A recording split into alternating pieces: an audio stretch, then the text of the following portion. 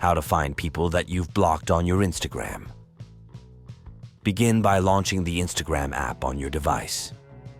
Navigate to your profile by tapping on the profile picture located in the bottom right corner of the screen.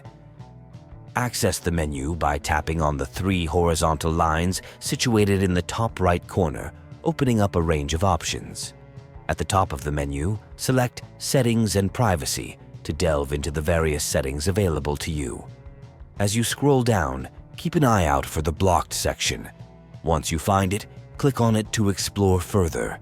Inside the Blocked section, you will discover a comprehensive list of all the accounts that you have blocked. This gives you the ability to manage these blocks, whether to maintain the block or to unblock them if you wish. Taking control of your blocked accounts is an essential aspect of managing your Instagram experience, allowing you to curate your interactions as per your preferences. I trust this video guide proves insightful and aids you in navigating the intricacies of your Instagram settings. If you have any questions or need further assistance, feel free to ask. Stay tuned for more informative content, and I look forward to seeing you in the next one.